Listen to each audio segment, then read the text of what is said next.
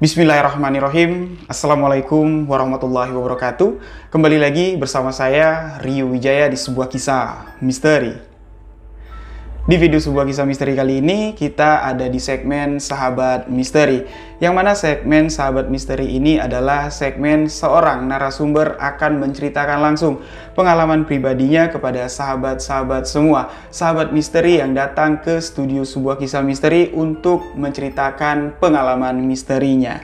Yang mana di studio sebuah kisah misteri pada malam ini saya sudah kedatangan seorang narasumber. Jadi langsung saja kita menyapa sahabat misteri yang ingin membagikan pengalaman misterinya yang sudah ada di hadapan saya. Assalamualaikum Mbak Riki. Waalaikumsalam. Gimana kabarnya malam hari ini? Alhamdulillah sehat. Alhamdulillah, terima kasih udah meluangkan waktunya malam-malam datang ke studio sebuah kisah misteri. Jadi Bang Rizky ini punya pengalaman misteri yang ingin dibagikan. Jadi boleh enggak kasih kisi-kisinya sedikit untuk sahabat misteri? Oke lah.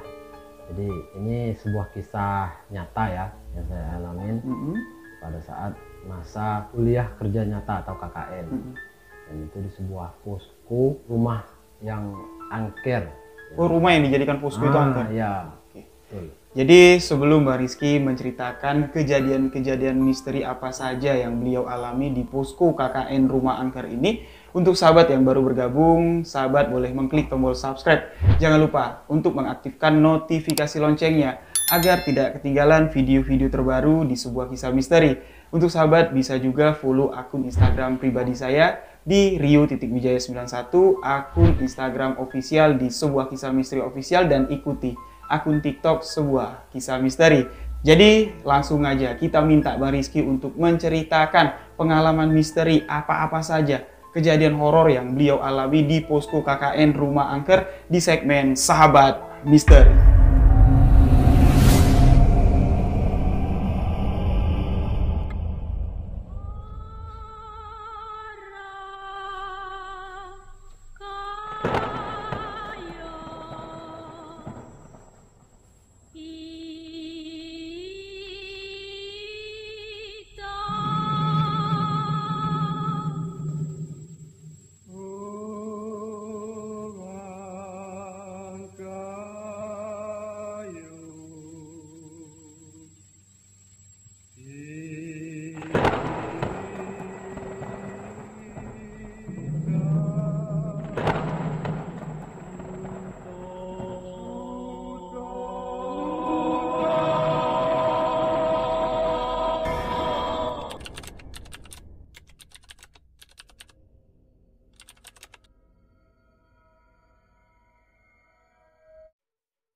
Perkenalkan, nama saya Rizky. Saya berasal dari Jambi, tepatnya di Telanai rumah saya. Di sini saya akan menceritakan sebuah kisah misteri yang saya alamin dan teman-teman saya pun mengalaminya. Di sini kejadiannya pada saat kami melakukan kuliah kerja nyata atau KKN, itu sebelum skripsi ya Bang ya. Gitu. Jadi itu pada tahun 2007. Dimana dalam KKN itu kami terdiri dari 4 posko. Jadi posko pertama itu di daerah Pondok Meja, masih daerah Jambi lah. Yang kedua di Sebapo, yang ketiga di Desa Nagasari, dan yang keempat paling ujung itu di Sungai Landai, nama desanya. Di sini dari 4 posko ini saya itu kebetulan dapat di posko 2. Nah, jadi cerita misteri ini itu terjadi pada posko 1. Dan dimana di saat itu posko 1 dengan posko saya, posko 2 itu berdekatan jaraknya. Jadi nggak begitu jauh. Saya sering bolak-balik gitu kan. Kebetulan kawan pun banyak yang akrab. Kawan akrab ini banyak yang di posko 1. Pada saat itu posko 1 ini di Pondok Meja namanya. Jadi ada sebuah rumah tua, itu sih katanya kalau dengar cerita dari yang membersihkan rumah itu, menjaga rumah itu, dari bapak itu peninggalan zaman Belanda. Jadi tidak ada diubah-ubah. Memang rumahnya kayak gitulah gitu kan. Memang rumah tempo dulu. Di situ bapak itu cerita katanya rumah itu agak-agak ada angkernya gitu. Nah, jadi di situ sebelum kami melaksanakan kuliah kerja nyata itu, guru pembimbing itu memberi saran lebih baik kita mengadakan doa bersama dulu sebelum memasuki rumah ini. Jadi kan dipanggillah warga-warga di situ. Jadi dari setiap posko saya 3-4 yang terakhir itu diundang juga untuk jadi kumpul doa di sana. selamatan lah ibaratnya. Jadi biar lancar sampai ke ujung gitu kan. Yalah, sudah mendoakan, diundang Pak RT, Pak Ustadz, semuanya lah diundang. Kami mengharapkan kan nggak ada kejadian yang macam-macam gitu. Udah selesai itu. Setelah berjalan sekitar 4 hari atau 5 hari, itu ada satu kejadian yang menurut saya agak aneh gitu kan. Dan itu terjadi pada teman saya awalnya. Jadi dalam satu posko ini, di posko saya itu terdiri dari 12 orang. Jadi 7 cowok, yang 5-nya cewek. Di situ dalam rumah itu kan agak besar, rumahnya lapang kayak rumah lama lah gitu kan, nggak banyak sekat-sekat. Kamarnya cuma 2. Nah, jadi cewek itu tidurlah di kamar, dan yang cowok itu tidurnya di ruang tengah, di ruang besar gitu kan. Nah, jadi kawan saya yang bernama Silpi itu dia indigo, baratnya bisa melihat yang nggak bisa kita lihat gitu kan. Jadi dia yang ngalamin pertama kali, kebetulan dekat sekali sama saya. Dia di kuliah dan di sini, dan dia juga minta seringlah datang ke posko aku Ki, kata si Silpi. Ya aman lah tuh, bilang kan. Ya aku takut di sini. Di situ saya agak curiga. Takut ngapa sih? Ya kan katanya angker katanya. Cuman dia tidak dicerita apa yang dilihatnya, apa yang di mata kepalanya sendiri ngelihat. Mimpi, dimasuki ke mimpi. Nah, jadi di hari keempat itu si Silpi ini mengalami hal yang aneh. Dia melihat malam itu sesosok anak kecil yang cantik, kayak orang bule lah, rambutnya pirang, matanya biru. Jadi itu berlari di tengah rumah itu. Itu kebetulan saat itu orang sudah pada tidur, teman-teman udah pada tidur. Si Silpi ini mau ke kamar kecil, buang air kecil. Jadi dia tidak sengaja lihat itu. Nggak jadi dia ke kamar mandi kan takut. Dan anak itu memandangi si Silpi itu dengan pandangan yang penuh dengan gimana kayak gitu. Jadi si Silpi ini ketakutan. Jadi kayak marah gitu. Iya, nggak berani dia, nggak jadi dia ke WC gitu kan, kamar kecil. Balik lagi dia, ditahannya lah sampai pagi. Si Silpi itu dia adalah seorang indigo, bisa ngelihat apa yang tidak bisa kita lihat, yaitu makhluk astral yang halus gitu. Jadi di situ dia melihat dengan mata kepala dia sendiri, anak itu berlari, dan dia pun didatangin dalam mimpinya oleh anak itu juga yang dilihatnya itu. Jadi dia nggak mau cerita sama teman-teman, karena nanti kalau cerita pasti teman-teman pada takut gitu kan. Itulah dia nelpon ke saya. Dia nelpon, Ki, mainlah ke sini. Aku ada yang nak diceritain, kata dia kan. Apa sih? Kaget malam kami ke situ sama Nanda. Kebetulan saya sama Nanda ini dekat gitu kan. Jadi kemana-mana ya selalu berdua lah. Jadi saya bilanglah ke Nanda, ayo dah kita ke posko 1. Si Silpi nelpon, entah apa dia nak ngomong katanya kan. Ayolah. Okelah kami. Jadi di situ Silpi cerita, Ki, kayaknya aku tidak bakalan lama betah di sini. Nah, apa sih? Di sini serem nian, takut aku, kata dia kan. Takut ngapa? Jadi semalam tuh aku nengok anak kecil, cewek, cantik cewek itu, kata dia kan. Anak tuh rambut pirang, matanya biru, pokoknya orang bule, gimana orang bule, kata dia kan. Berlari di tengah rumah ini, katanya. Nah, jadi tapi sesaat dia berhenti lari-lari itu, dia natap aku tuh dengan penuh kayak marah kayak gitu. Kenapa kayak gitu? Itu aku udah tahu, itu yang buat aku takut, kata dia kan. kau ada ngomong ke yang lain? Nggak ada, ini cuma sama kau be, tapi kau janganlah kasih tahu yang lain. Kaget yang lain pada takut, kata dia kan. Oh iyalah, ini kita berdua be yang tahu. Si Nanda kawan ini nggak tahu. Nggak tahu kan. Ya udahlah, kami kawanilah. Jadi di situ sampai kami pulang sekitar jam 4 subuh. Baru pulang ke posko karena si Silpi ini takut kan. Si Silpi sudah tidur, kami tetap di situ. Dia bilang nggak usah lah balik, sini aja lah kata dia. Nanti subuh baru pulang. Aku takut Ki. Ya udah, tidurlah. Biarlah kami di sini, bilang kan. Kami pun ikut tidur di situ. Kebetulan kawan-kawan banyak juga kan, ya tidur nggak ada kejadian apa-apa. Udah pagi. Ya udah, Sil, kami pulang dulu. Kami ada kegiatan soalnya di posko kan. Pulanglah kami.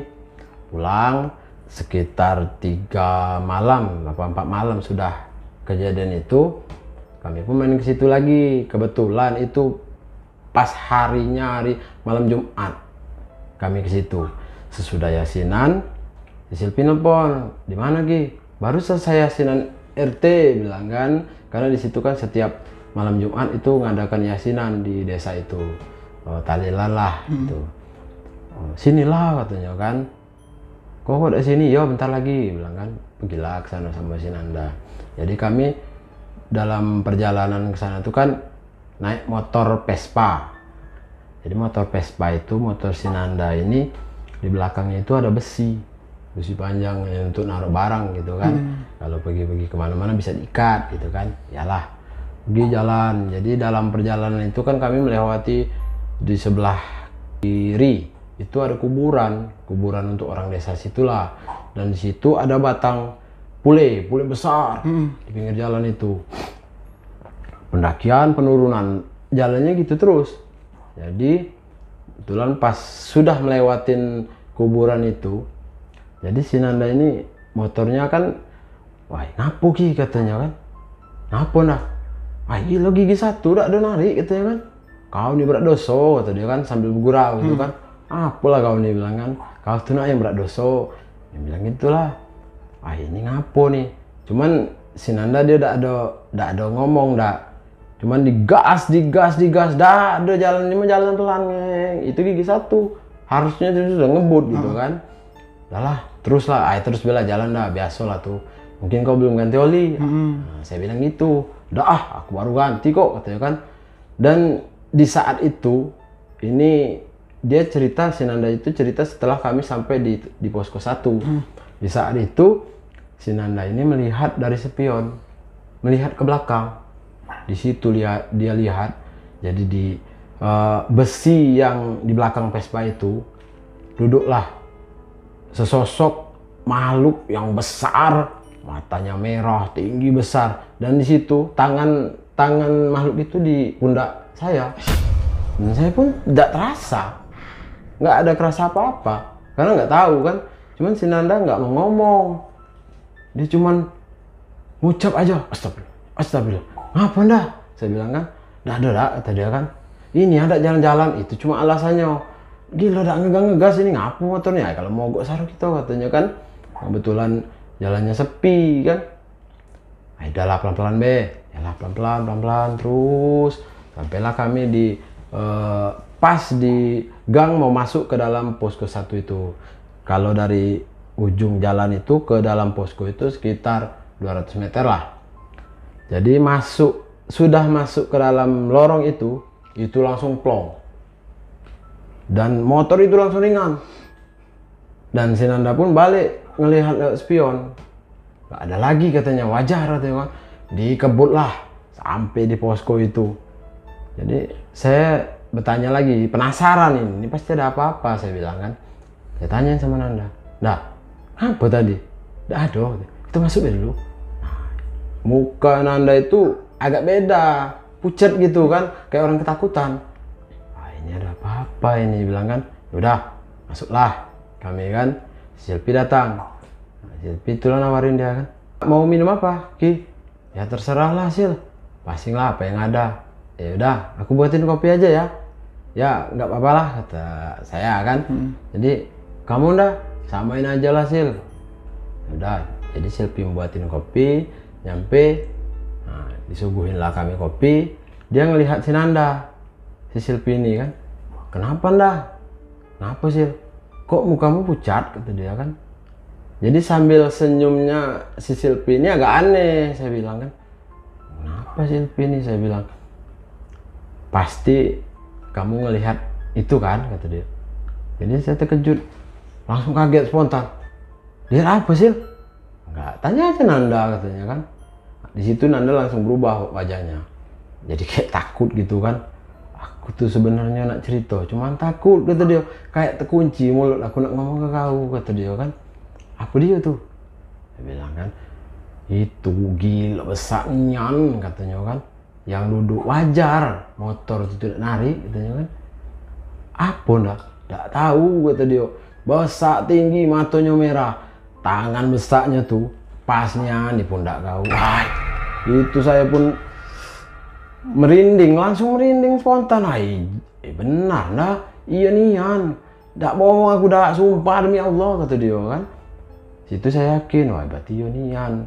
Cuman saya ndak ada ngerasa, di situ Silpi pun ngomong ke saya kan, iya kok Ki, di situ memang sering kejadian kayak gitu katanya.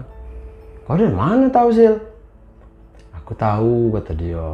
Jadi dari anak kecil yang ditemuinya itu, yang berlari-lari di tengah rumah dan di dalam mimpinya. Ya di situ dia cerita. Jadi anak kecil yang aku bilang, aku lihat dia lari-lari di rumah itu datang ke mimpiku kata dia. Jadi gimana ininya? Dia ngomong apa sih? Jadi gini kata dia kan, di dalam mimpi itu dia cuma ngingatin, jangan macam-macam di rumah ini, jangan berbuat yang tidak senonoh, yang pokoknya yang jelek lah gitu kan.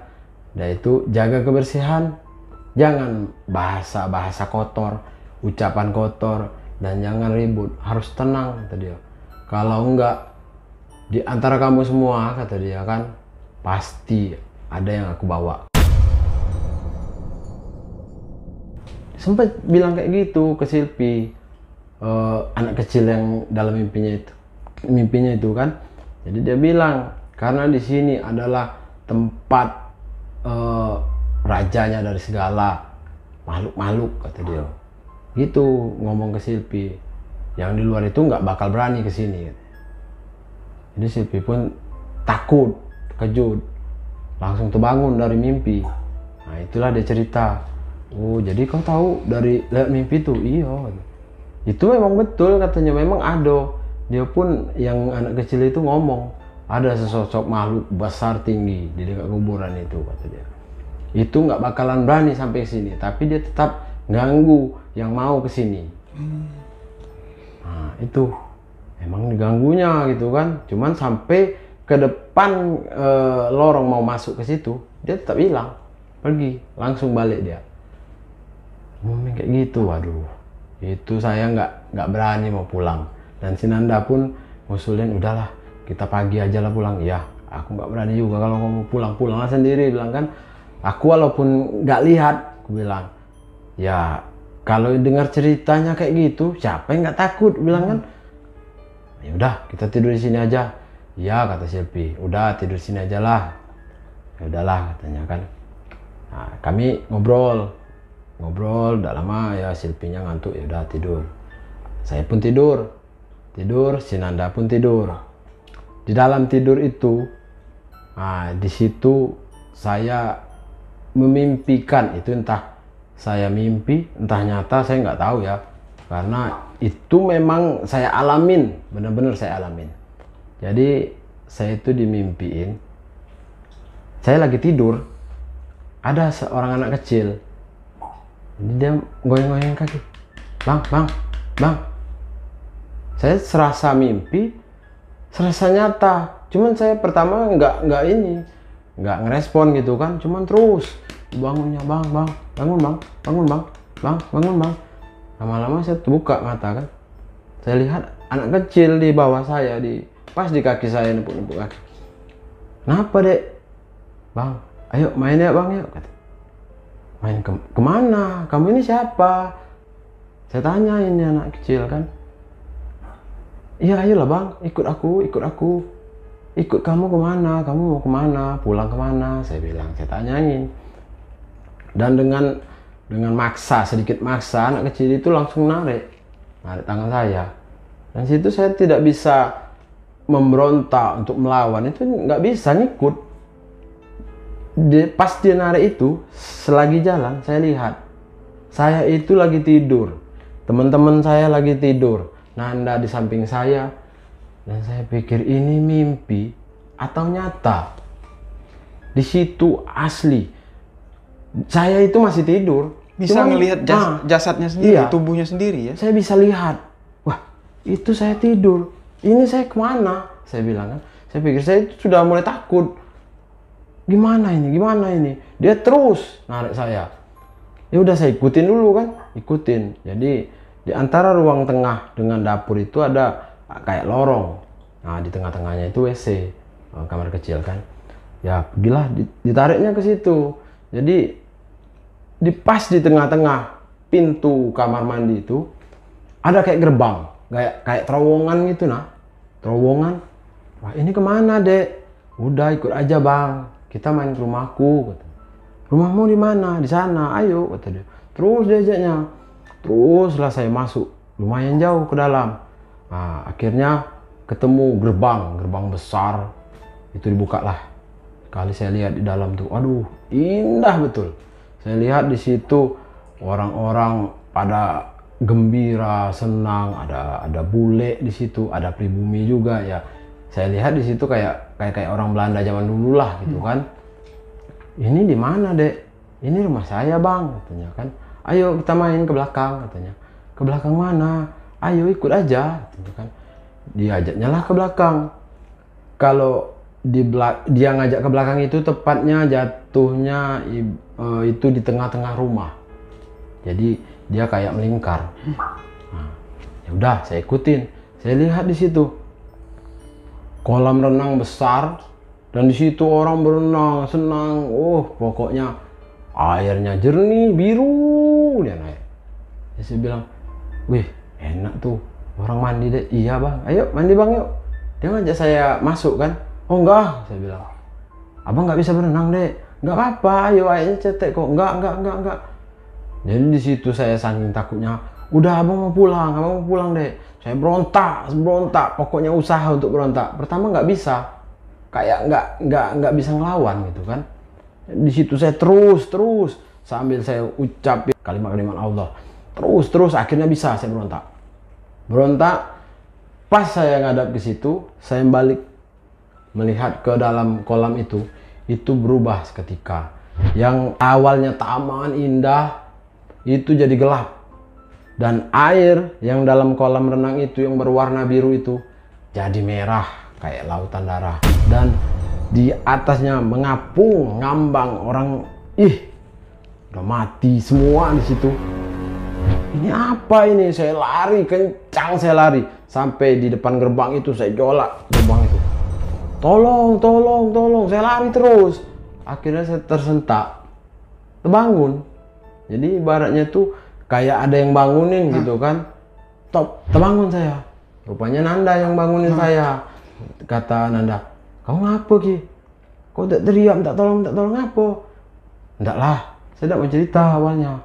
Situ Nanda lihat, kok pucat muka kau? Tidak tahu lah mimpi buruk. Ya, kayak gitu aja kan. Ya udahlah.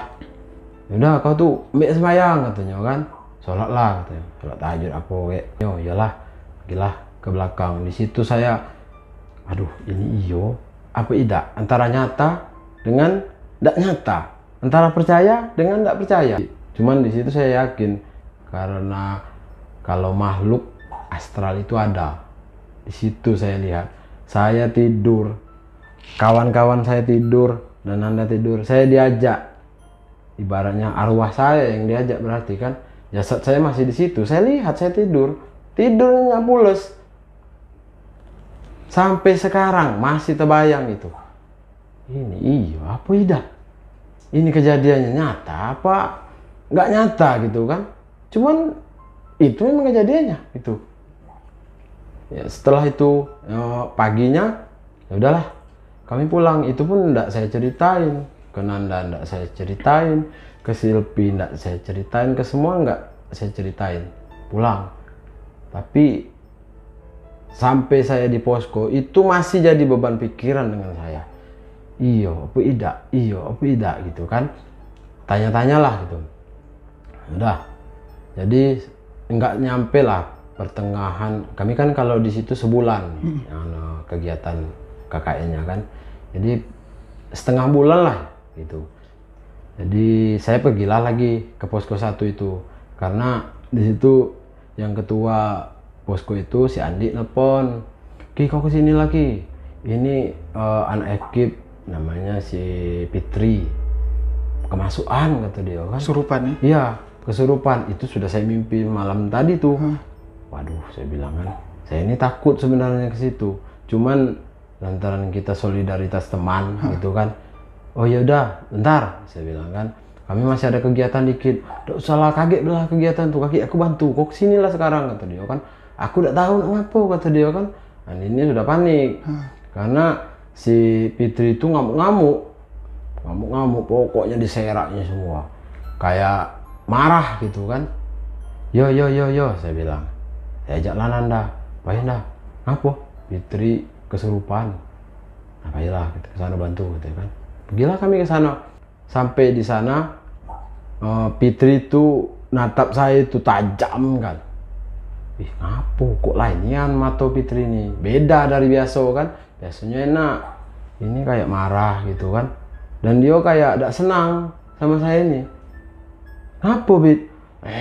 Kayak mana orang mau ini kejang, tangannya kaku kayak mau nerekam gitu."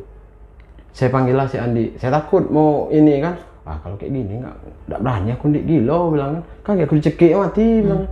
Dia lagi kesurupan. Jadi kayak mana? Gini kau pergi temui Pak RT, cari ustadz kayak apa, basing lah, biar yang bisa nyembuhin. Kalau kita ini apa, kita tidak bisa bilang. Ya udah. Jadi si Andi pergilah ke Pak RT di situ, manggil Pak RT.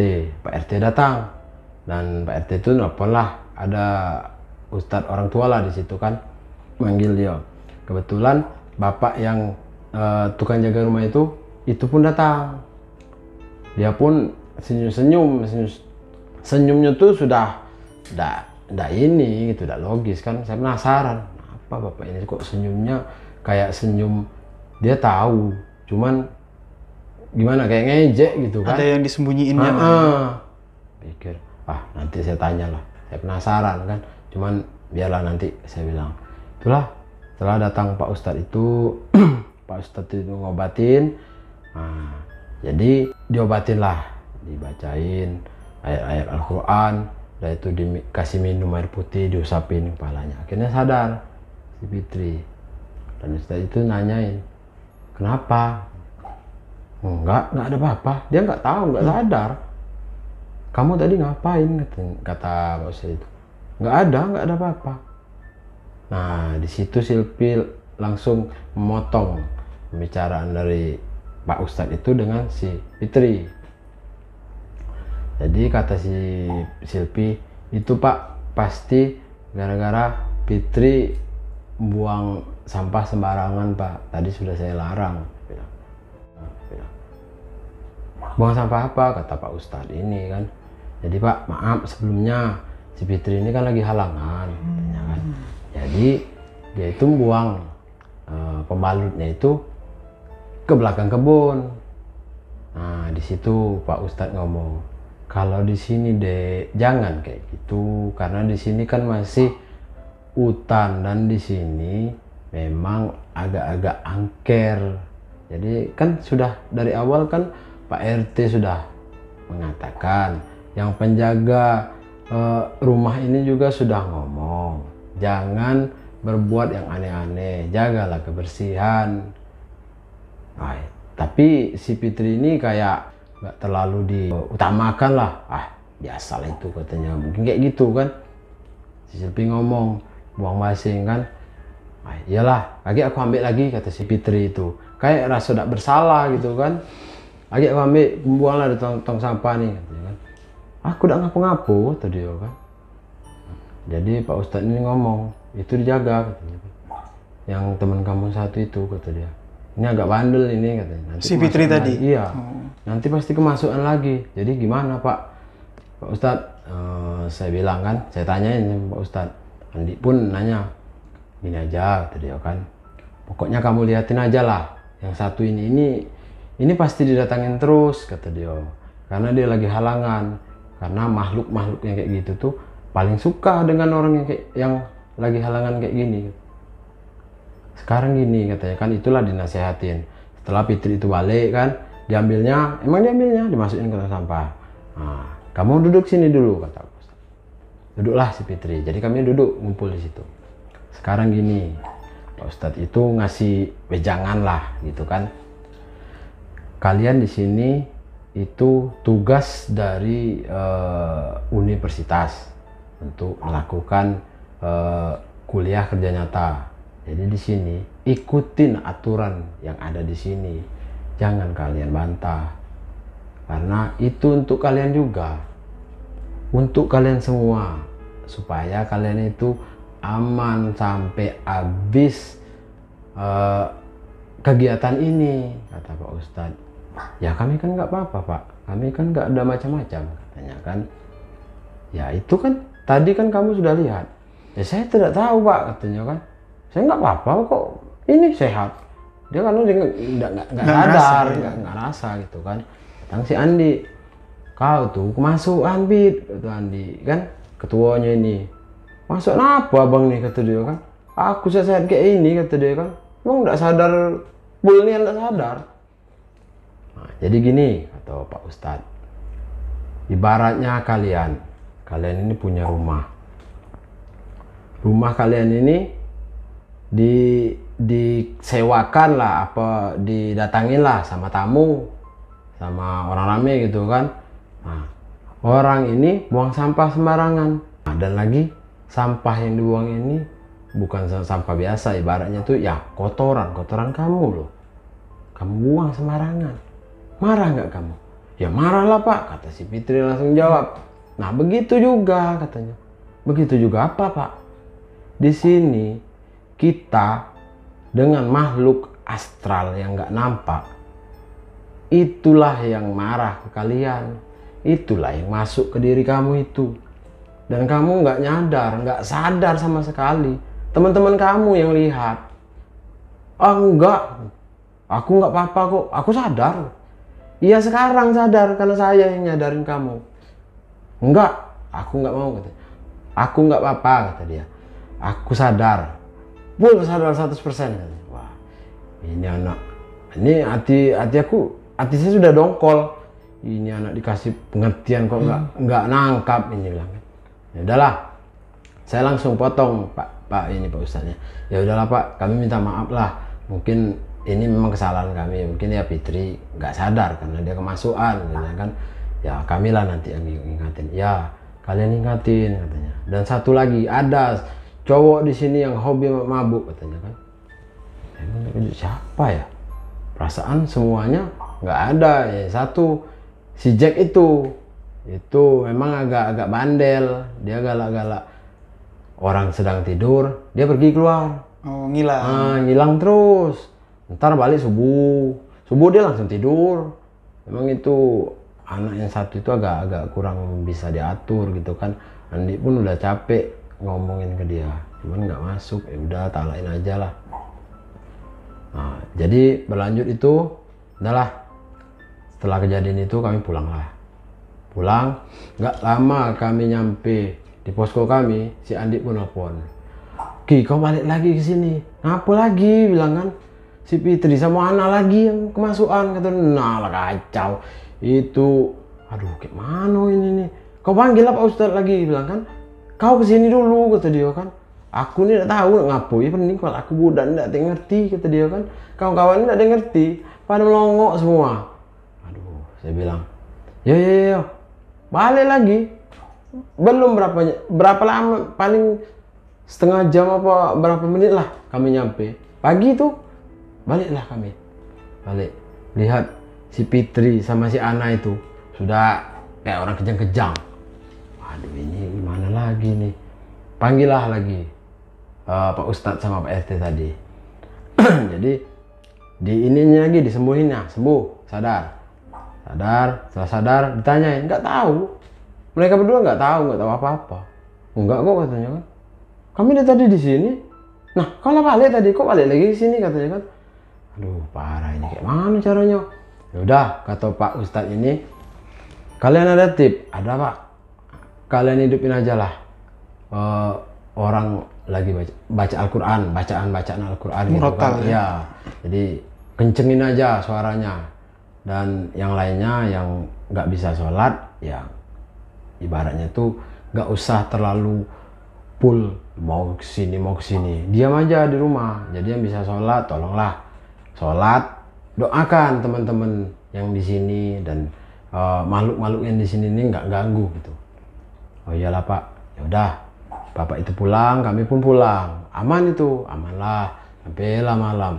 Jadi lewatlah pertengahan bulan kami melakukan kegiatan KKN itu. Di situ yang cewek-cewek dari posko 1 ini banyak dipulangkan karena ya tiap sebentar kemasukan jatuh pingsan, tapi hanya cewek aja, yang cowoknya enggak, karena kan di sini ya mental cewek dengan cowok kan beda. Lebih kuat cowok dalam menghadapi segala hal ketimbang cewek itu kan. Itu saya datang malam itu ke situ. Kenapa? Jadi PA itu pembimbing dari posko 1 itu datang. Itulah si Andi ngobrol, saya pun ikutlah ke dalam obrolan itu gitu kan, menceritakan gimana kejadian ininya. Jadi Andi ngomong lah, Pak, kayaknya kalau yang untuk cewek-ceweknya udah suruh pulang aja lah Pak, saya nggak sanggup ngurusinnya. Kenapa Andi? Tiap sebentar kemasukan terus katanya kan. Kalau kayak gini kegiatan ini nggak bakalan selesai Pak, sibuk ngurusin orang-orang ini aja. Iya, aduh gimana ya, kata pembimbing, karena pihak universitas nggak tahu. Ya udahlah, gini aja lah katanya kan. Jadi siapa aja yang cewek yang mau pulang? Jadi kan cewek itu berlima. Nah, berlima itu 4 yang dipulangkan. Si Silpi masih bertahan ibaratnya. Jadi ditawarin juga, kamu Sil gimana? Nggak apa-apa lah Pak, coba aku tahan dulu lah katanya kan. Kalau aku masih sanggup lah. Kalau yang teman-teman yang lain ya udah suruh pulang aja Pak. Kayaknya agak-agak agak kurang aman, beresiko juga beresiko. ya. Nanti anak-anak ini bisa stres kan, dan juga kejadiannya kan nggak tahu mau kapannya. Ya kan kalau kejadiannya malam, orang nggak tahu dia keluar kemana, kita kan nggak tahu, resiko. Itu di situ tetap ketua yang posko yang tanggung jawab. Andi itu nggak mau ngambil resiko gitu. Jadi pembimbing bilang, ya udah, yang kamu yang berempat pulang ikut saya. Jadi nilai kami gimana Pak, kata yang cewek ini kan, karena mereka nggak tahu, nggak sadar. Ya udah, pokoknya nilai kamu nanti saya atur lah. Dibantulah. Ya dibantulah. Jadi kamu nih sebagai ketua, tugas dari teman-teman kamu yang 4 ini harus kamu kerjakan. Ya Pak, kali itu aman lah nanti. Dan Rizky juga ada katanya kan. Ya dia mungkin bisalah bantu-bantu di sini. Ya Pak, biarlah saya bantu-bantu. Kamu gimana di posko? Kalau di posko saya aman. Saya bilang kan. Oh yaudah, makasih banyak ya sebelumnya. Ya udah, pulang 4. Jadi malam ke 20, dia kan 31 hari waktu itu. Malam ke 26 si Silpi lagi yang pingsan. Loh, Silpi pingsan? Iya, itu setelah 3 hari apa 2 hari yang teman-teman yang ini pulang. Yang cewek 4 pulang? Iya, 4 itu pulang kan. Si Silpi pula yang pingsan. Matanya melek-melek gitu kan. Hitam putih. Si Andi ketakutan. Nelpon saya lagi, Ki kok kesini lagi. Silpi pula yang jatuh pingsan. Aduh, kata dia, aku nih nak gawe ini nak selesai dari kemarin, kata dia. Yaudah aku ke situ sama Nanda. Pergilah. Melihat si Silpi itu depan WC. tegang kayak orang kejang-kejang. Dia itu memang kan dia dulu lahirnya pakai inkubator gitu. Oh, prematur. Prematur gitu kan. Makanya dia indigo. Dia takutnya apa namanya tuh, penyakitnya kambuh. Dia ada penyakit bawaan lahir gitu. Nah, ya udah kami angkatlah dia ke kasur kan. Itu masih keadaan dia belum sadar. Kami panggil lagi Pak Ustadz. Situ Pak Ustadz yang nyembuhinnya, sembuh. Dan Pak Ustadz itu ngomong, kamu ini bisa lihat kan? Itu langsung spontan Pak Ustadz ngomong ke Silvi. Bisa lihat apa Pak? Kata si Silvi. Kamu indigo kan? Iya. Oh, pantesan. Itulah yang buat kamu pingsan itu, karena kamu nggak tahan, kata dia. Selama ini kan kamu tahan-tahan aja. Kamu usahakan kamu kuat, tapi itu nggak bisa, Dek, katanya. Itu bisa merusak mental kamu. Kamu harus pulang juga. Pokoknya malam ini kamu harus pulang. Nggak boleh di sini. Jangan ngambil resiko. Si Andi pun, aduh, ini habis sudah cewek. Ya adalah, biarlah habis cewek, kata Andi kan. Teleponlah sama pembimbing. Nah, malam tuh langsunglah datang pembimbing, guru pembimbingnya kan. Ngobrol kami di situ, dan di situ kebetulan ada Pak Ustadz juga kan. Jadi Pak Ustadz nanyain ke pembimbing ini, Pak, ini kenapa nggak pulang yang satunya, sedangkan yang lain pulang? Ya karena dia nggak mau pulang awalnya Pak.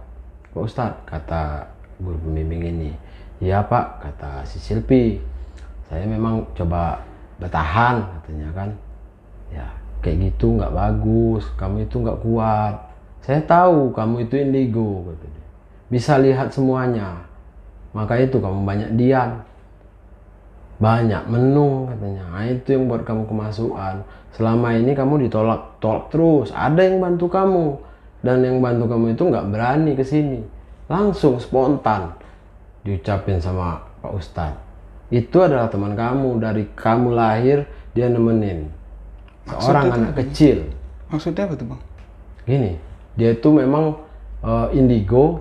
Nah, dan waktu dia lahir itu dia ditemanin makhluk astral lah, yang seumuran dia, itu ngikutin terus sampai dia dewasa sekarang. Oh, berarti si Silvi ini ada pendamping? Iya.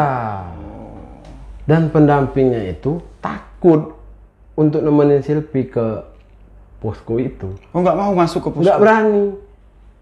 Karena di situ, ya ibaratnya kata orang itu, pendekar-pendekarnya di situ semua gitu. Auranya kuat sekali. Iya, beda. Jadi dia nggak berani. Jadi dia bantu Silvi itu, ya ibaratnya itu maling-maling gitu. Nah, maling-maling kapan agak lengah, dibantunya. Dan itu dia pergi, bantunya, dia ngilang gitu. Gitu kata si Silvi. Dan Pak Ustadz tuh ngomong, karena yang ngikutin kamu itu nggak sanggup mau ke sini. Itu sudah ini, saya sudah tahu semuanya. Karena memang disinilah tempatnya. Disinilah tempatnya. Ibaratnya itu, ini istana dari segala makhluk astral di bawah rumah ini. Sontak saya langsung, benar Pak. Iya benar, nggak salah. Kamu juga didatangin di mimpi. Langsung dia nunjuk saya. Saya sampai merinding ini Bang. Asli, kali ini nggak bohong ini. Jadi Pak Ustadz itu langsung nyeletup gitu kan. Kamu satu. Kamu didatangin sama anak kecil itu. Saya tahu gitu. Terkejut saya. Iya Pak, saya didatangin. Kamu diajak ke kolam renang. Iya nggak? Iya betul Pak. Dan di tengah-tengah di ruangan itu, kata dia kan, pas di depan pintu WC, itulah jalan ke istana mereka, tempat tinggal mereka. Di situ gelap, dan memang ada sebuah kolam. Dan dulu memang ceritanya di sini adalah tempat ibaratnya tuh penjagalan yang membangkang kepada Belanda. Nah, dihabisin di situ, masukkan ke dalam kolam renang itu. Jadi mayatnya ngapung-ngapung di kolam itu. Itu sesuai dengan yang saya lihat, yang saya mimpi ini tuh. Itu entah mimpi, ternyata saya nggak tahu ya. Karena di situ saya lihat saya tidur, teman-teman saya tidur, si Nanda tidur sebelah saya, dan saya pun pergi ngikutin anak kecil ini. ini mimpi apa? Kok bisa saya di situ? Saya bilang, tangan saya sini. Antara percaya dengan enggak, tapi itu nyata yang saya alamin, yang saya rasain. Iyalah. Nah, dan melanjut di situ Silpi akhirnya diajaklah pulang sama pembimbing. Ya udah Sil, kamu pulang aja lah daripada nanti resiko katanya kan. Nanti ya bisa kejadian yang enggak kita harapkan. Kamu pulang sama saya antar langsung ke rumah. Ke mesin pakaian kamu kata dia. Udah ke mesin. Di situ Silpi pun berpesan kepada saya, Ki, saya titip ya teman-teman, kamu kalau saya nggak di sini jangan nggak ke sini, karena kamulah yang bisa nolongin teman-teman ini, kamu yang berani. Kalau yang lain saya nggak ngarapin, cuma kamulah, karena kamu teman baik saya. Dia bilang gitu. Iya Sil, nggak mungkin lah saya biarin teman-teman ini pada sendirian di sini, dia bilang kan. Nah, mereka emang ya semuanya tuh takut, masalah-masalah kayak gitu agak takut gitu kan. Saya pun takut sebenarnya, cuman saya berani-beranikan diri aja. Itu nanti lah urusannya. Yang saya takut cuman sama yang di atas, Allah. Kalau yang lain saya nggak takut, Allah lah yang menentukan. Setelah ya udah si Silpi pulang. Ya, jadi setelah Silpi pulang itu ada satu kejadian. Nah, dan ini dialamin cowoknya. Ini baru sekali ini, karena ini yang agak degil tadi tuh, yang anak itu kan. Yalah, kami pulang dan berlanjutlah kegiatan-kegiatan. Nah, pada malam yang ke-28 itu si Andi nelpon saya, kamu di mana Ki? Masih di posko, ada kerjaan sedikit Dik, nanti saya ke sana. Kamu sekarang ke sini ya. Ngapain? Saya bilang kan, enggak lah, saya takut katanya kan. Sini udaranya kok jadi lain katanya. Jadi lain gimana? Kayak gitulah perasaan bilang kan. Enggak, beda ini katanya kan. Semenjak yang kawan yang cewek-cewek ini pulang, ini agak aneh. Auranya kok agak mencekam itu kalau sudah mulai malam. Ya udah, bentar lagi kami kesana sama Nanda. Ya, kamu beli gorengan ya katanya. Kita begadang lah malam nih. Ya, setelah saya mampirlah beli gorengan. Pergilah ke tempat Andi malamnya kan. Ngobrol sambil bantuin dia ngerjain tugas apa kan KKN itu. Dan saya bilang, mana sih Jack? Saya nggak ngurus, antak lah. Tak kemana, dia ngilang terus. Anaknya yang satu itu memang agak bandel, cuman dia nggak pernah, yang namanya kesurupan itu nggak percaya adanya gitu. Jangan kayak itu nih, karena itu tanggung jawab kau. Karena kau di sini ketua, yang semua ini itu tanggung jawab kau. Ada apa-apa tetap kau yang disalahkan. Jadi kayak mana lagi aku nih, kata si Andi ngomong ke saya kan, ya kau carilah adiknya, kau nasihati ya lah bui mulut, nasihati dia tuh ndak juga. Kau tahu dia lah kata dia. Iya, dia memang mabuk sama budak-budak depan sama anak remaja sini. Nah itu tahu kan kau kata dia. Itu anak susah kali dibilangin. Udah. Nah, kami ngobrol, akhirnya ngantuk, tidurlah nggak jadi begadang kan. Si Andi pun sudah lelah, dia udah kerja seharian ngerjain tugas, tidur. Gak lama, sekitar jam 2 lewat lah, ketok pintu. Dik, pak pintu dik. Siapa? Saya terbangun. Saya itu pas saya mau ke kamar kecil kan. Ya udah, saya pergi ke pintu depan. Siapa? Oh, kau Kio, buka pintu. Siapa? Udah saya buka pertama. Kau nih, aku Jack kata dia. Bukalah cepat kata dia kan. Sampai marah itu saya kesal juga rasanya. Ini anak nggak tahu sopan santun. Ya udah saya bukain, saya lihat. Kau nih mah gila kau nih, bilang kan. Kau mabuk, bilang lala jelas di sini nih nggak boleh kayak gitu. Kau tuh sadar gak? Bilang kan. Itu nggak ada. Kayak itu kebetulan, kejadian itu semuanya kebetulan, gitu, nggak kate kata dia kan. Aku nggak pernah ada di anunya. Lama, kau tengok lah kata dia. Yang cewek-cewek, iyo kalau kita nyantai nih nggak telap kata dia kan. Jadi ibaratnya kayak sombong, kayak ini angkuh gitu kan.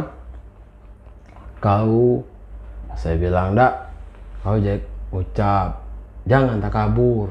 Kaget kau di ini inyo. Dengar, makhluk-makhluk ini dengar. Ini rumah dia. Kau kayak gitu ngomong, kau bahaya lagi." Alah, aku tak takut. Talah lah situ. Ya udah, kau masuklah. Inilah kesal, raso, emosi, ado jengkel, ado dinasihatin tak mau. Sudah terserah kau lah. Dah, tutup pintu.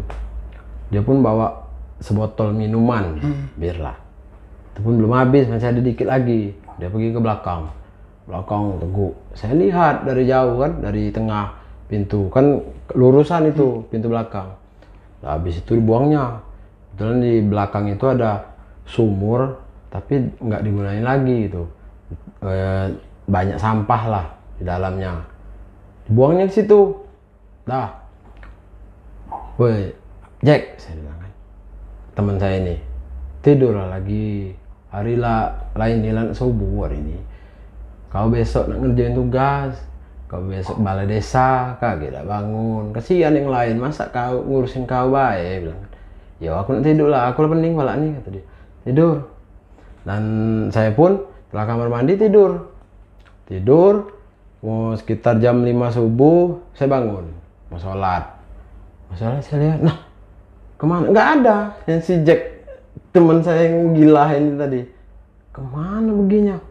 Saya cari tidak ada. Saya bangunin Andi. Di, ngapa Ki? Si Jack mana? Belum balik dari tadi.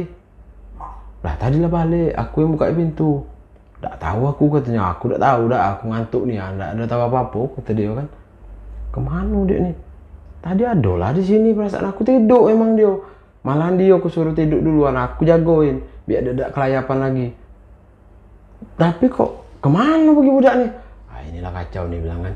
Kaget budak tuh terlentang di situ mabuk. Kita malu sama warga sini. Di mana muko, bilang kan. Jadinya kaget kita dikadui ke pembimbing universitas.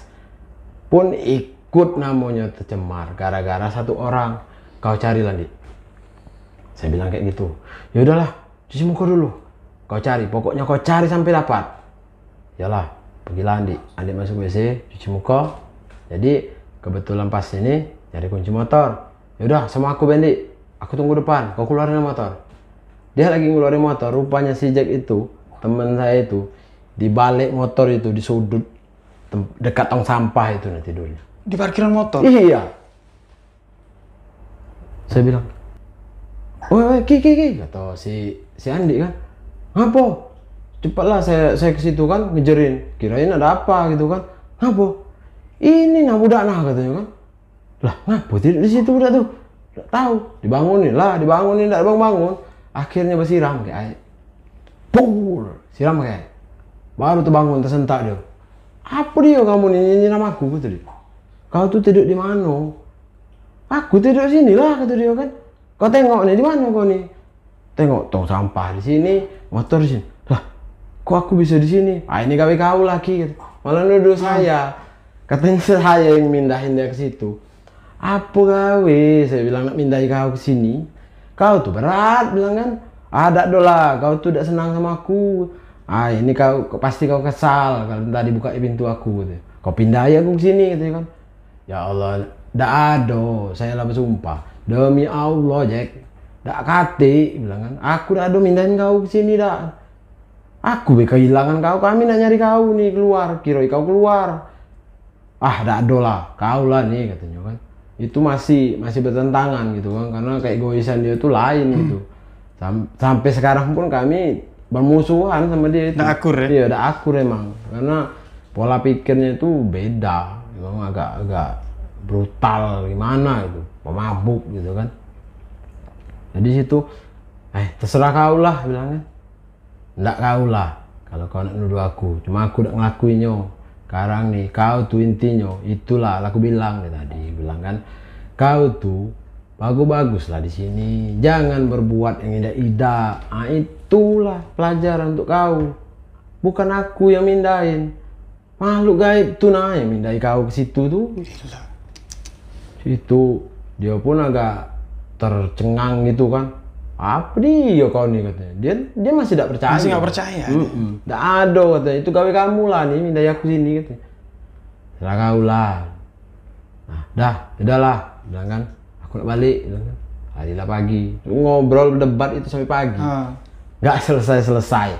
Ya udahlah, Andi, aku balik, Andi, aku gawe masih banyak, bilang kan. Ya udah, kau besok malam kesinilah, bantuin aku ngerjain ini, oke, bilang kan. Ya udahlah, pergilah, balik, kami ngelakuin kegiatan kami di posko kami sama si Nanda. Nah, malamnya kami balik lagi ke situ. Ngobrol lah sama si Andi, 3 nih di ruang tengah. Yang lainnya pada ngerjain tugas di kamar. Iyalah, cerita. Baik. Kalau kayak gini terus saru gitu. Tidak berapa lama lagi, saya bilang kan. Ini paling tinggal 3-4 hari lagi lah. 3 hari lah paling. Sabar bela, kita bertahan. Kita banyak istighfar, banyak sholat bela. Kita serahkan semuanya ke Allah. Itu bela intinya bilang. Kita di sini tidak ganggu dia. Kita di sini jalan tugas kita, melakukan kegiatan tugas untuk wisuda gitu. Nah, jadi kita serahkan semuanya ke Allah Subhanahu Wa Taala. Biarkanlah Allah yang ngaturnya. Tidak mungkin lah, baraknya kita disia-siakan. Pasti kita dilindungi karena kita berbuat tidak berbuat buruk, tidak berbuat yang enggak gitu kan. Kita jalannya lurus. Yang penting kita sholat, berdoa. Ya udahlah. Di situ kami bercerita bertiga. Jadi sambil minum kopi lah. Nah, jadi saya ngopi lah, minum. Jadi tempat saya meletakkan gelas ini agak nyamping. Jadi agak gini kan. Saya ngadapi ke situ. Si Andi depan, si Nanda di samping saya. Ngobrol, asing ngobrol. Saya ini haus. Mau minum lagi. Sekali saya pegang, kemana gelas saya tadi? Saya bilang kan. Dik, mana gelas aku tadi? Nah, kau lah naruh situlah. Dah kate nih. Wah, serius kau nih. Iyo, jangan ini malam, Jo. Kata dia kan. Andina sudah mulai takut. Udah mulai takut lagi kan. Jangan macam-macam, jangan buat ida. Lah kau tengok, gue bilang. Di sini kopi aku tadi. Ah, kau tengok ada beda. Wah, iya kemana begini, Jo? Itulah tahu. Nanda sudah ketakutan. Nanda ini sudah banyak diam dari sebelum-sebelumnya sudah banyak diam. Karena dia memang takut gitu kan. Cuman diberani-beraniin aja untuk nemenin saya gitu kan. Jadi si Andi pergi ke belakang. Ya udahlah, aku buatin lagi kata dia. Mau buatin ke belakang. Nah, dia ngelihat di balik tempat air itu dispenser itu. Di situ kopi saya. Ki, ini nah kopi kau kata dia kan. Lah, kok bisa ke situ bilang kan. Kau tengok, aku taruh di sini tadi. Iyo, astagfirullahaladzim. Langsung saya ngucap, udahlah. Ini pasti kerjaan makhluk itulah, bilang kan. Jadi dari meja tempat Bang Rizky duduk, kopi taruh situ bisa pindah ke dapur. Iya. Itu di luar akal sehat sebenarnya. Kok bisa gitu? Kami lagi ngobrol, itu kejadiannya tepatnya jam 1 lewat lah. Jadi kami lagi asik ngerjain tugas, kawan lagi ngerjain tugas, kami ngobrol masalah tugas juga, sambil ngopi. Jadi si Nanda ini dia ibaratnya bangkunya berdua gini, berhadapan gitu kan. Jadi di sebelah Nanda ini ada meja lagi satu, dan di sebelah saya ada meja satu, untuk naruh gelas lah. Jadi saya taruh sini, si Nanda taruh sini. Si Nanda nggak apa-apa kopinya. Ada di situ? Masih ada. Si Andi pun masih ada. Cuma saya yang hilang. Kopi saya ini pindah ke belakang. Kalau ada orang pun yang mindahin pasti sadar mungkin, pasti tahu. Karena kami bertiga di situ, dan itu pun pasti nampak lah Andi ngadap ke saya gitu kan. Masa dia nggak nampak orang yang datang sini ngambil kopi naruh situ. Dia ngomong nggak ada kok yang mindahin kopi kamu. Kamu taruh di situ. Saya lihat ada kata dia. Jadi pandangan Andi ini ke saya, kopi saya ini masih di sini. Ketika saya mengatakan, Dik, kopi saya mana kopi saya? Itu langsung hilang kopinya. Dah, tadi di situ kata dia. Itu di situ kata dia. Mana? Kata dia. Ini siapa lah ini? Sudahlah katanya kan. Ini sudah berpikiran emang, ini gawe inilah. Mungkin gawe makhluk inilah ibaratnya kan. Udahlah, saya buatin lagi lah. Itu dia kan. Katanya mungkin entah kemana pergi kopi ini, nggak ngerti kita kan. Ya udah. Jadi ini mau buatin kopi ke belakang, ternyata dilihatnya di samping dispenser itu gelas kopinya. Kopi saya terletak di situ.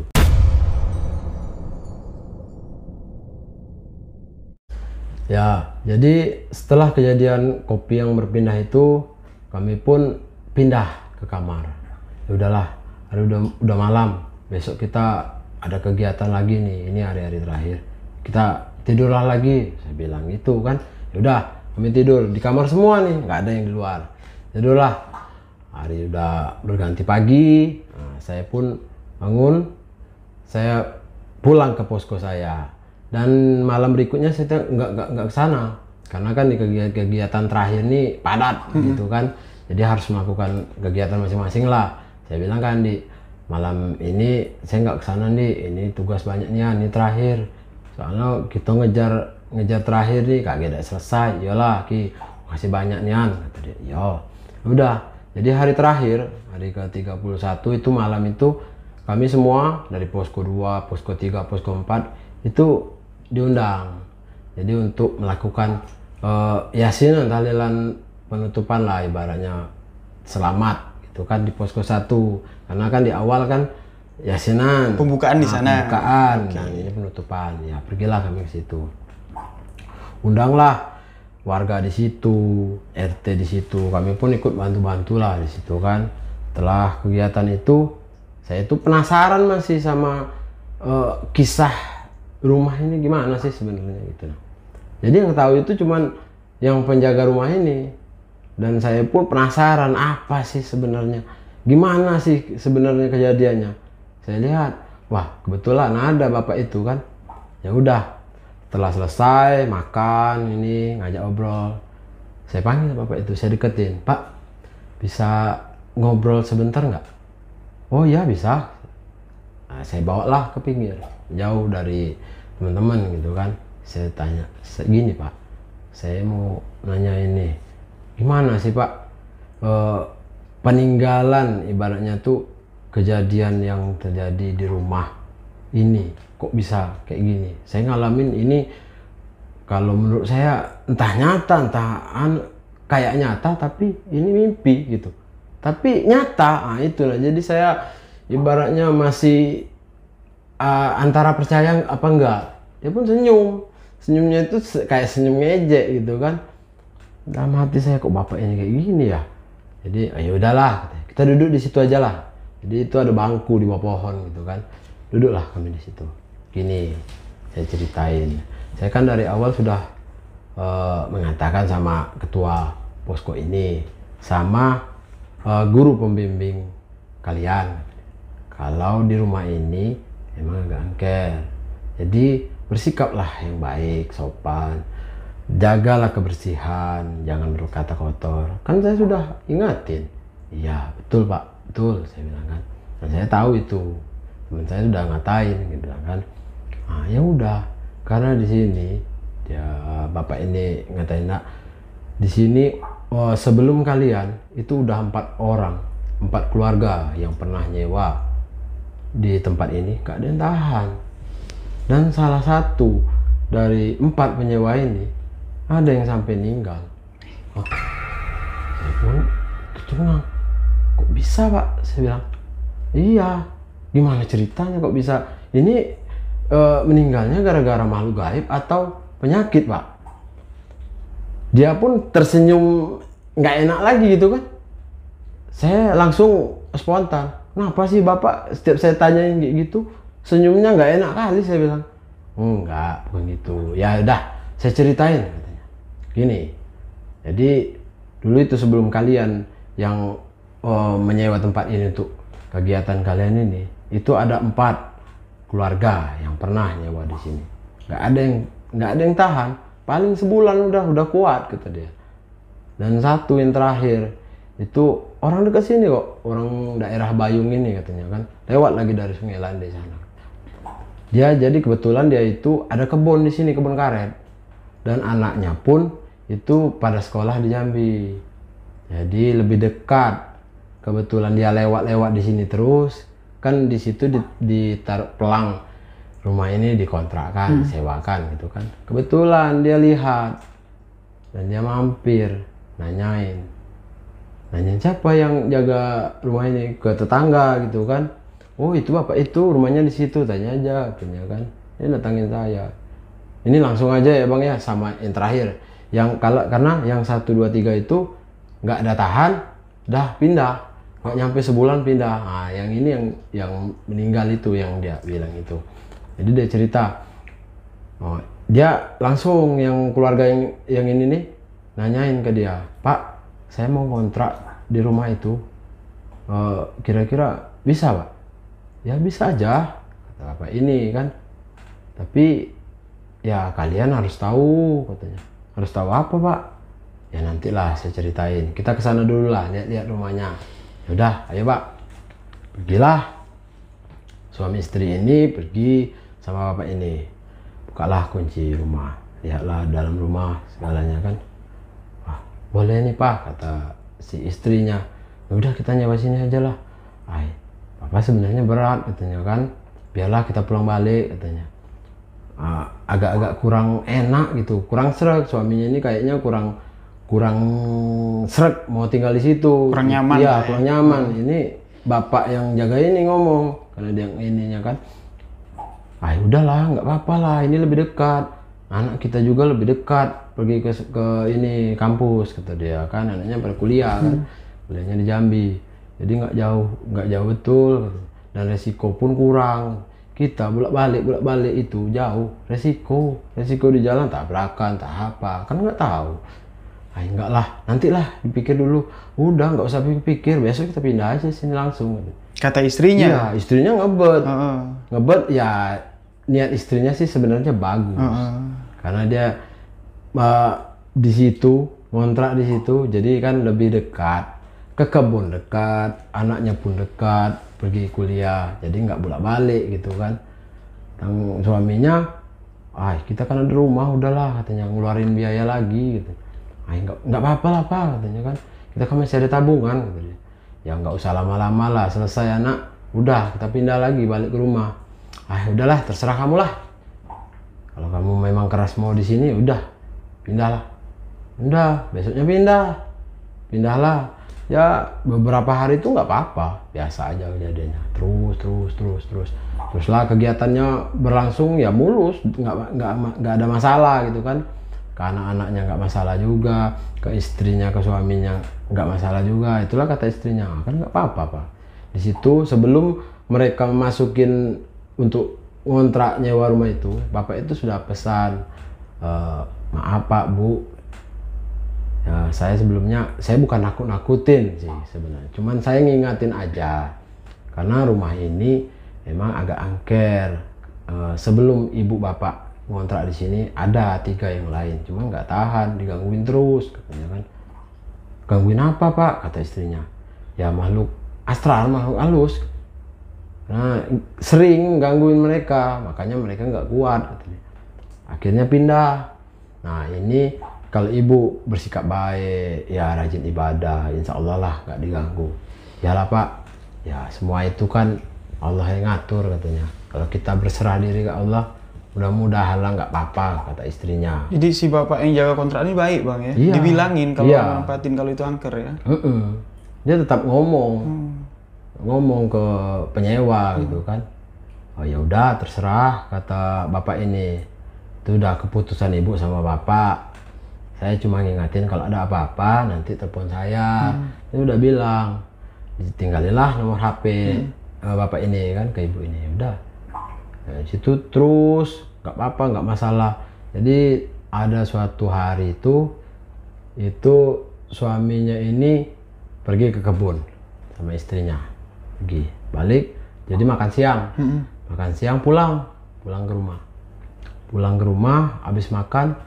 Suaminya ini sakit kepala. Kepala bapak sakit. Bapak tidur dulu lah ya. Nanti sore aja kita balik ke kebun katanya kan. Setelah anak-anak pulang sekolah, pulang kuliah katanya kan.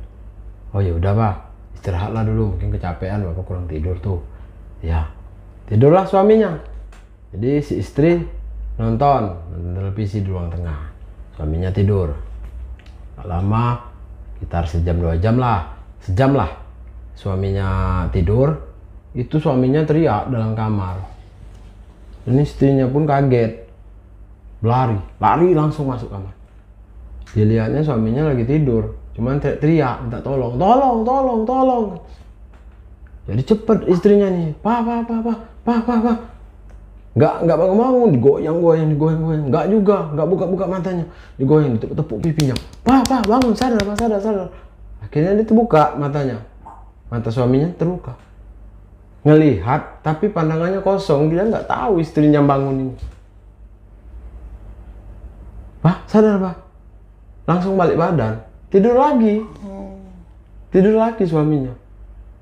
Ah ya udahlah, kata si istri kan, mungkin ini lelah banget papa nih, udahlah besok aja lah pulang, rencananya kayak gitu, besok aja lah pulang ke kebunnya, gitu kan. Ya udah, tinggalinlah suaminya, istrinya tadi kembali ke ruang TV nonton. Nggak lama suaminya bangun, biasa. Jadi dia nemuin istrinya, wah udah bangun pak? Iya udah, kenapa? Papa tadi mimpi apa katanya kan. Mama bangunin tadi, papa teriak minta tolong. Enggak, mama nggak ada bangunin papa kata. Bener pak, mama bangunin papa, sampai papa melotot matanya katanya. Cuman kok nggak ngelihat katanya, nggak ngelihat ke mama, ngelihatnya ke atas, nggak ada katanya. Papa tidur kok, dari tadi tidur, ini baru bangun gitu. Sang istri pun terkejut, kaget, langsung sontak, ini apa ini katanya. Udahlah, papa ini gimana sih katanya. Papa itu bangun, saya bangunin. Enggak mah, udahlah, saya mau mandi ah. Jadi sang suami ini nggak cerita, rupanya dia itu mimpi, nggak mau dia cerita di rumah. Ya udah, mandi. Ini udah sore, kira-kira jam 4 dia mandi. Udah, ayo kita ke kebun katanya kan. Tuh alat-alat masih di kebun semua, nanti hilang lagi diambil orang. Papa udah sehat. Sehat apa kamu ini katanya. Bener katanya, orang nggak apa-apa kok. Ya udah, pergilah suami istri ini ke kebun. Nah, jadi di kebun itu sambil bersih, suami ininya mungkin udah nggak tahan mau cerita ke siapa gitu kan. Cuman mau cerita ke istri, nanti istri takut. Cuma nggak diceritain nanti salah. Akhirnya dia terbuka. Ya udahlah, lebih baik saya ceritain ke istri, jadi istri tahu gitu kan. Itulah dia bilang, dia cerita sama istrinya, "Ma, tadi itu papa mimpi, Ma." Nah, kan betul kata istrinya, langsung nyeletuk kan. Cuman memang papa nggak sadar kalau mama bangunin itu, nggak ada mama bangunin. Yang ada papa itu datang dari luar langsung tidur lagi. Papa mimpi apa? Di mimpi ini tuh katanya orang rame kali mah katanya kan. Jadi ada yang satu itu besar orangnya, bawa kayak samurai panjang. Itu marah kalau kita tinggal di sini, tinggal di rumah itu. Marah kenapa? Nggak tahu papa. Orang itu nyuruh kita pergi dari rumah kita yang sekarang kita kontrak itu. Pergi, kamu nggak boleh. Keluarga kamu nggak boleh tinggal di sini. Harus pergi semua. Pokoknya mulai malam ini kalian nggak boleh tidur di sini. Harus pergi. Ini rumah kami katanya. Kata istrinya, emang siapa itu pak? Nggak tahu. Dan di mimpi papa itu, papa sempat berkelahi sama mereka. Papa dikeroyok. Dan yang satu itu papa nggak tahan, itu papa minta tolong karena dia bawa parang apa samurai nggak tahu. Dibacoknya itu kena baju papa di belakang, koyak dan berdarah. Dan dilihatin lah. Itu pun kata si suami ini ke istrinya, nyata mah. Nyata gimana pak? Kata si mama. Iya, ada bekasnya. Papa pun tidak percaya. Tapi nyata itu papa tahunya pas mandi. Mandi nyiram air, kok pedih kali. Jadi papa lihatlah di kaca. Seperti yang di dalam mimpi papa. Itu papa dibacok gini. Kena emang punggung. Dan itu ada. Ini nyata atau mimpi. Jadi ada bekasnya? Iya. Buset panjang gitu. Cuman nggak dalam gitu kan. Kayak tergores apa gitu. Cuman kena air ya pedih kan. Jadi mamanya kaget. Mana coba lihat. Pak ini masih mimpi ini. Ini mama lihat. Dibukalah baju si suami, dilihatnya. Memang ada. Istri pun kaget. Ah, bener Pak. Apa ini cuma setan yang kemarin Papa masuk ke ini mungkin katanya. Semak belukar itu. Enggak, ini kemarin nggak ada kok katanya. Papa mandi tadi baru tahunya terasa sakit katanya, perih. Istri pun langsung agak bingung, iya, takut iya. Itu saya bilang, ya nggak apa-apa lah itu Pak, itu mimpi, cuman ini pasti Papa lupa ini. Enggak, ini nggak lupa, ini beneran, nyata ini yang di mimpi Papa itu, Papa dibacok. Ini tandanya, Buktinya ada. iya, buktinya ini. Masih nggak percaya si istri. Ya udahlah, kita kemasin, kita pulang lagi Pak, anak-anak sudah pulang tuh. Ya udah pulang. Selesai pulang itu sang suami ini tiba-tiba dia sakit kepala. Sakit kepala lagi? Iya, sakit kepala. Aduh mah, kepala Papa sakit lagi nih. Papa pengen baring dulu lah. Ya udah, baringlah. Papa di luar aja baringnya. Nanti mimpi lagi di dalam. Enggak apa-apa lah katanya. Udah, sebelum tidur doa dulu. Iya. Tidurlah sang suami itu, kembali ke tempat tidur dia, kan kamar tidur. Istri ini sibuk ngemasin, mau beres-beres, mau nyiapin untuk makan malam. Maghrib ini biasanya suaminya mandi lagi kan, mau sholat. Ini kok nggak bangun. Tapi pikiran istri ini mungkin sakit capean. Ya udahlah, biarinlah, tinggal sholatnya pas jam ini nggak masalah lah, nanti diinin aja lah katanya kan. Ya udah, nggak dibangunin sama si istri. Terus anaknya udah makan, udah beres semuanya. Jadi dia pun kembali ke kamar, lihat suaminya masih tidur. Dan di situ dia ingin ngebangunin, ngomongin makan, karena suaminya belum makan dari sore. Habis pulang langsung tidur. Bangunilah, Pak, bangun Pak. Nggak bangun. Digoyang-goyang nggak bangun. Dia apa-apain nggak bangun. Histeris istri ini, teriak, tolong. Anaknya pada ngampirin. Kenapa Mak? Kenapa? Papa kamu kenapa ini? Kok nggak bangun katanya. Digoyang-goyang, anaknya pun ikut nangis. Akhirnya dia teriak. Si istri tadi berlari ke pintu, minta tolong. Jadi warga itu pada heran, kenapa? Datanglah, warga-warga pada datang semua ke rumah mereka itu kan. Masuklah Pak RT, dan adalah yang penghuni, yang tukang bersih rumah itu. Yang Bapak si pengurus rumah ini ya? Bapak itu ya sudah nebak, tuh kan. Kenapa? Kata Pak RT ke istri. Suami saya Pak, nggak bangun, saya bangunin. Nah, kenapa kok nggak bangun? Mungkin kecapean, enggak katanya. Udah dengan sigap yang penjaga ini masuk. Ya udah, coba saya lihat. Langsung masuk dia ke kamar. Diperiksanya lah nadi. Periksanya ini. Ini langsung ngomong. Jadi balik lagi dia keluar. Udah Bu, Ibu yang tabah. Tabah apa? Kata suami Ibu udah nggak ada lagi, kata dia. Apa Bapak ini? Marah Ibu ini.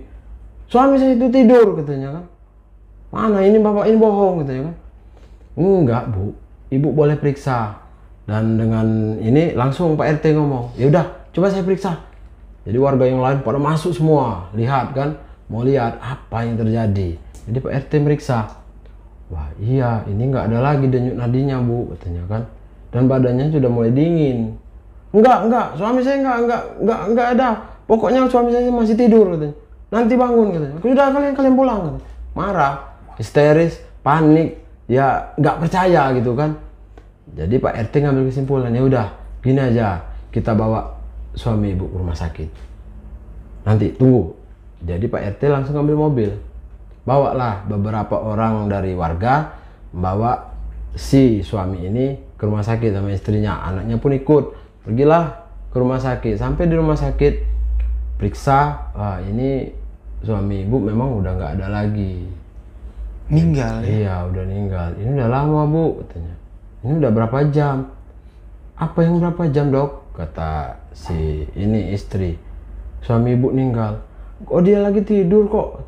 Ini masih nggak percaya si istri ini bahwa suaminya udah nggak ada. Karena baik-baik aja, soalnya kan balik ke kebun cuma sakit kepala, tidur, tahu-tahu hilang, nggak ada lagi. Jadi masih nggak percaya. Ya ini udah lama bu ininya. Jadi makanya dia udah mulai dingin, badannya udah mulai dingin. Karena udah lama dia ninggalnya gitu kan, masih nggak percaya. Jadi dijelasin lah sama dokter yang lebih inilah lagi kan. Akhirnya si sang ibu pun merelakan, rela nggak rela, menerima keadaan. Iya, menerima lah. Mau diapain lagi? Barang ini udah memang nggak ada gitu kan. Gimana mau ngidupin lagi nggak bisa. Ya udah, berlanjut itu akhirnya suami itu dikuburin dekat situlah, yang dekat pemakaman warga di situ. Kuburan di situ. Rencana sih mau dibawa pulang ke Bayung, cuma kata istrinya nggak usah lah, biarlah dikuburin di sini, kata dia kan. Ini kenang-kenangan lah, saya nggak tahan kalau dia dibawa jauh-jauh, kasihan. Ya udah, ditanamlah di perkuburan warga setempat di TPU situ. setempat Ya, TPU setempat pinggir jalan. Udah, jadi ibu ini masih tanda tanya. Ini suami saya ini meninggalnya gara-gara apa? Apa gara-gara yang diceritakan dalam mimpinya itu? Sedangkan dokter memvonis ini jantung, kata dokter. Dan dia nggak percaya karena suaminya nggak ada riwayat jantung. Dari dulu, dari pertama dia nikah itu nggak ada riwayat jantung. Yang ada diabetes mungkin, tapi kalau jantung nggak ada. Jadi nggak percaya. Nah, jadi untuk meyakinkan, untuk menghilangkan apa namanya tuh keraguan dia ini, dia bertanya ke bapak yang tukang jaga rumah ini. Ditemuinya, dicarinya bapak itu. Dia ngobrol, Pak, saya mau ngobrol sama bapak sebentar. Saya masih bingung sebenarnya. Ya udah, masuk bu. Dia langsung ke rumah si bapak ini kan, masuk. Bapak ini langsung nyeletup. Kenapa bu? Ibu pasti mau nanyain. Suami ibu itu meninggalnya pasti karena ini, apa karena ini? Ibu pun yang istri ini terkejut. Iya, kok bapak bisa tahu? Iya, saya tahu, kata dia. Karena saya sudah bisa baca pikiran ibu itu. Ibu itu bingung. Iya, apa enggak? Ini antara percaya dengan enggak. Ya udah, saya ceritain. Suami ibu itu sebetulnya, ya kan saya sudah ngomong dari awal. Hati-hati, jaga sikap, jaga lisan, perbanyaklah sholat. Mungkin, ya saya kan nggak tahu ibu sama suami ibu ini ada kesalahan kecil, ya nggak tahu apa, kencing sembarangan, apa gimana, apa gitu. Yang kita kan nggak tahu. Nah di situ, jadi penunggu di rumah itu marah. Nah, penunggu itulah yang bawa. Asal ibu mau tahu, kata si bapak, di situ itulah tempatnya para makhluk halus berkumpul. Disitulah istana mereka, di bawah rumah itu. Jadi ibu ini terkejut. Kenapa bapak nggak ngomong? Kan saya sudah ngomong dari awal. Tapi bapak nggak ngomong kalau di situ istananya. Kalau saya tahu itu istananya, saya nggak bakalan mau nyewa tempat itu. Ya kan saya sudah ngomong, rumah itu angker. Kalau saya ya mengucapkan ngomong ke ibu di situ istana, nggak bakalan bisa laku rumah itu. Sedangkan saya cuma dititipin. Saya berniat baik sebenarnya, cuman karena yang punya ini menitipkan ke saya amanat, saya harus melaksanakan juga bu. Jadi ibu harap maklum ke saya.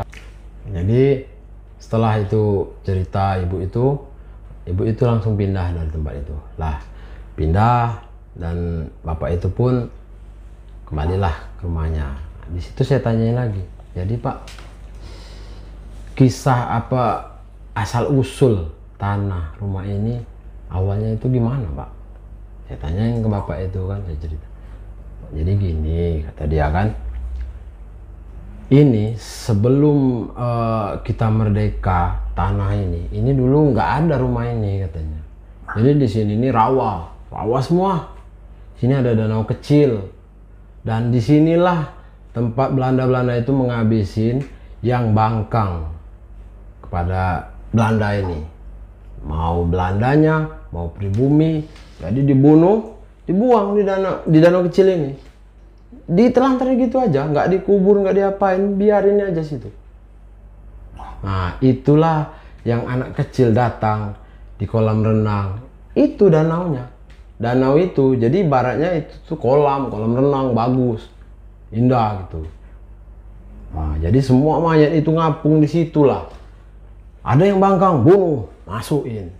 Ada yang bangkang lagi, bunuh, masukin di situ. Berarti tempat eksekusi. Iya, eksekusi di situ. Yang bangkang ke dia, tak bunuhnya. Oh, jadi gitu Pak. Iya katanya. Jadi setelah itu, setelah merdeka, adalah orang yang beli tanah ini. Jadi kan orang itu nggak tahu kalau itu tempat ini, tempat eksekusi gitu kan. Danau ini rawa ini timbun, itulah dibuat rumah. Inilah rumahnya. Oh. Sampai sekarang. Dan rumah ini memang udah lama. Ini setelah merdeka sekitar belum nyampe setahun lah. Tegakkan seorang kades yang beli tanah ini awalnya. Bangun rumah ini dari awal buat kayak gini lah bentuknya, nggak diubah-ubah. Separohnya tembok, separohnya papan ke atas. Jadi rumah itu kayak ada di bawahnya tuh lowong gitu nah, pakai tangga gitu. Jadi rumah itu ya rumah lama lah gitu ya. Nah, nanti kalau memang Rio pengen lihat rumah itu, sampai sekarang masih ada. Masih ada sampai sekarang, Pak? Masih ada. Di Pondok Meja? Iya, Pondok Meja. Kapan ada waktu kita jalan-jalan ke sana. Kita lihat. Ah, itulah rumahnya. Nanti saya tunjukin lah mana tempatnya, letaknya. Itu sekarang dalam keadaan ada penghuni atau kosong? Kosong. Kalau sekarang kosong. Karena kami yang terakhir penghuninya. Setelah itu nggak ada yang berani lagi karena orang udah banyak tahu. 2007 itu nggak ada yang nempatin? Nggak ada lagi. Udah kosong, cuman terawat. Karena ya yang rawat rumah itu terus dibersihin. Pokoknya nggak semak lah. Boleh nih, menarik nih kalau ada waktu. Minta anterin ya, kita lihat-lihat ya, kita menelusuri cerita misteri yang ada di sana. Nanti sekalian saya temuin sama yang penjaga rumah itu. Nah, jadi di situ kan nanti Rio bisa sering juga bisa tukar pikiran apa sih nyata nggak. Nah, jadi langsung cerita sama yang jaga rumah itu. Oke, siap. Oke, nah itulah cerita yang saya ingin. Nah, 3, 2, 1. Baiklah, Rio ya. Jadi itulah kisah misteri yang saya alami, itu memang nyata. Dan ya gimana ya, dibilang nyata tapi mimpi, dibilang mimpi tapi nyata. Sampai sekarang saya masih tanda tanya, kayak mimpi tapi itu nyata. Itulah yang dinamakan sebuah misteri. Sulit untuk kita pecahkan dengan akal sehat, sulit untuk kita istilahnya kita analisa dengan logika kita. Yang namanya misteri tetap menjadi sebuah misteri. Oke, terima kasih Bang Ricky yang sudah menceritakan pengalaman misteri yang sangat menarik sekali. Ya, sama-sama. Jadi kisah ini memang kompleks sekali ya. Apalagi tadi di beberapa bagian, di bagian si temannya Silpi. Ya, si Silpi tadi yang seorang anak indigo yang melihat penampakan-penampakan yang ada di sana, mencoba bertahan. Itu saya bisa ngerasain betapa beratnya hari-hari yang dilalui Silpi ketika berada di tempat tersebut. Nah, jadi itulah sahabat-sahabat misteri, pengalaman yang sudah dibagikan langsung oleh Bang Rizky. Jadi Untuk sahabat yang ingin jadi narasumber, ingin menceritakan kisah misteri secara langsung, bisa sahabat-sahabat datang ke studio sebuah kisah misteri, bisa DM ke Instagram saya di riu.bj91, bisa kirim email di sebuah kisah misteri@gmail.com, bisa konfirmasi nanti. Kita tentukan hari dan waktunya untuk bisa sahabat menceritakan kisah misteri secara langsung. Jadi demikianlah ya kisah misteri kali ini di segmen Sahabat Misteri. Sekali lagi saya ucapkan banyak-banyak terima kasih untuk Bang Rizky yang sudah datang ke sini. Semoga Bang Rizky dimudahkan rezeki, panjang umur. Amin. Kalau ada cerita misteri yang lain nih, bolehlah nanti bagi-bagi lagi untuk sahabat-sahabat misteri. Ya, gampang. Ya. Oke, jadi itulah saya Rio Wijaya dan Bang Rizky. Kami mengucapkan wabillahi taufik walhidayah. Wassalamualaikum warahmatullahi wabarakatuh. Salam sebuah kisah misteri.